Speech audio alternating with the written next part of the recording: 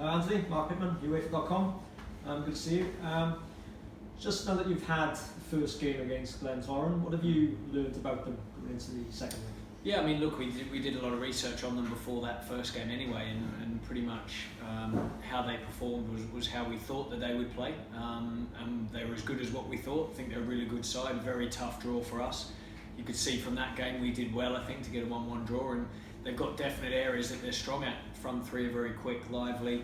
I think they defend well. They look to get the ball forward early, get in your box, and are a real sort of. I thought it was more of like a UK cup tie game type thing as opposed to the traditional sort of European games that you might associate here with TNS and what everyone's told me about. So yeah, in terms of them, they were pretty much as we expected, but as tough as what we expected, and got a lot of respect for them.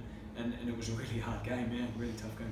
And for you personally, this whole European experience is new for you. How have you found the preparation, the build-up, the planning, the whole experience of the occasion of playing? Yeah, well, it's been different because I haven't been at a side where you could argue some of your real most important games comes right at the end of pre-season. Normally, I'm planning and preparing teams, and then you've got, not saying you don't start the season well, but you've got games to then follow on into the season. So that's been quite different.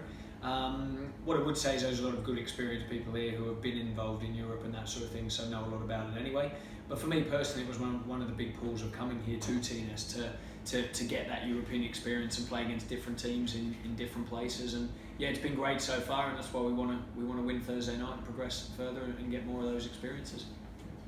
Anthony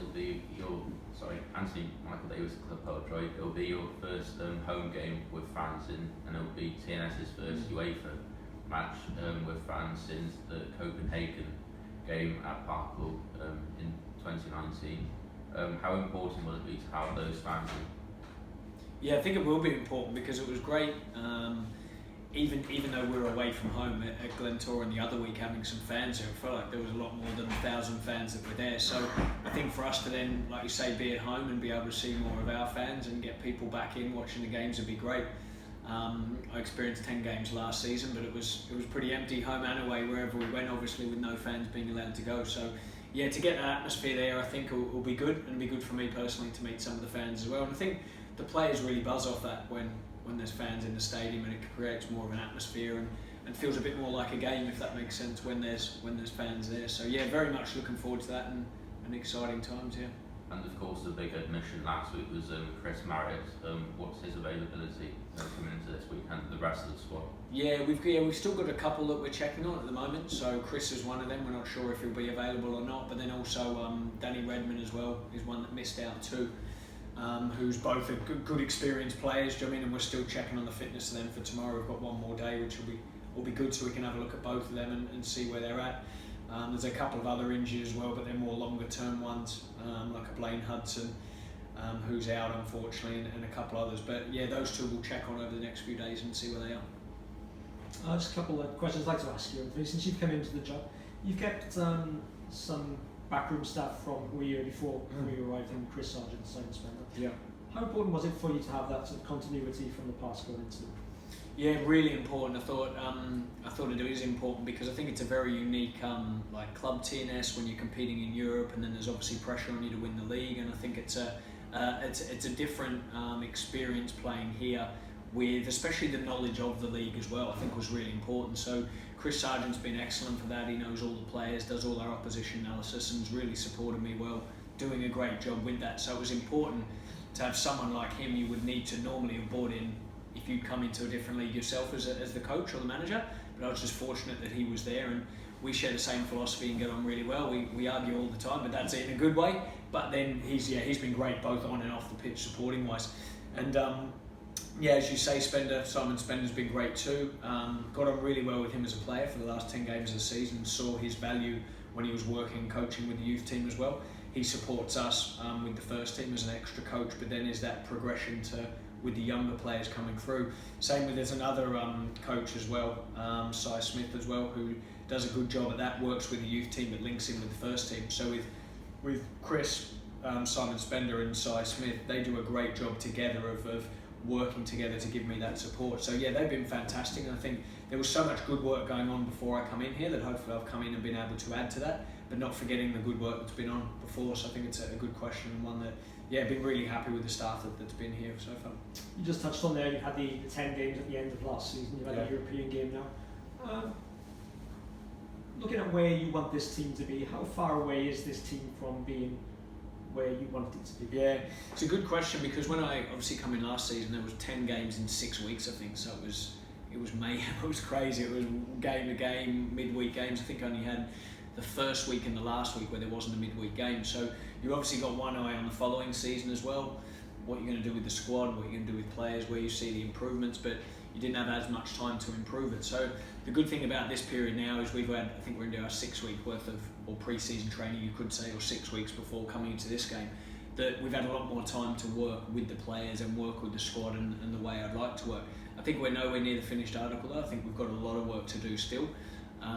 We obviously had to sort of revamp the playing squad a lot, which I think happens because when we look at it, TNS, we didn't win the league last year, and the season before we didn't win the league either, and the pressure here is to win the league every year, and there's no hiding away from that fact. This season we're going to be looking to do the same, and that's to win the league and make sure that's our number one target. So we knew we had to make those changes. We still want to add another player or a couple more players to the squad, but then also getting them to play and continue how we were last season, but turning that into even more results that'll hopefully put us top of the table, as well as competing and playing well in Europe too. So the short answer would be we've got a long way to go yet, but I feel like we're on the right track moving forward with it. And finally for me, I'd just like to ask you, what's been your verdict of the Welsh Premier League, the Premier now that you've been in it for 10 games? Yeah, it was good. I'd done a lot of research before I'd come in and kept an eye on it from afar, so I knew a little bit about it, but having been in it, I've been really impressed actually with the managers and the coaches in the league. I must admit, there's a different challenge every week. You're playing, say, Connors Quay, for example, one week, which is really well organised, get the ball in your box, physical, and play a certain way, but do it really effectively. Other weeks we played against other teams that are like a 4-4-2 diamond with strikers on the outside shoulder. Then we played against really low blocks where there's 5 at the back. And I think tactically he's been really impressive with the coaches. Obviously, I know they're all pro-licensed coaches and managers now.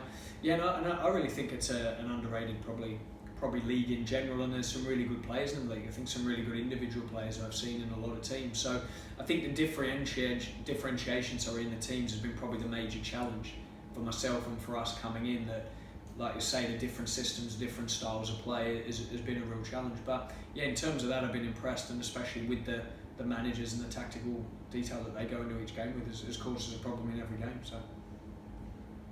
How impressive have you been with the 3 new signings that have come into the team and the way they've gelled with the squad? Yeah, well, I mean, I think for different reasons, really. I look at Danny Davis. He's won the league last year with Connors Quay. He knows what it takes to win at this level. He's a really good character in the change room, works hard, goes about his business like a proper professional, you could say. So he's been a really good influence from there. Gives us a bit of physicality as well in the team.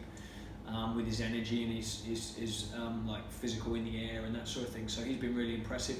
I think Declan McManus came in probably 3 weeks later than everyone else for pre-season, so he was a little bit behind.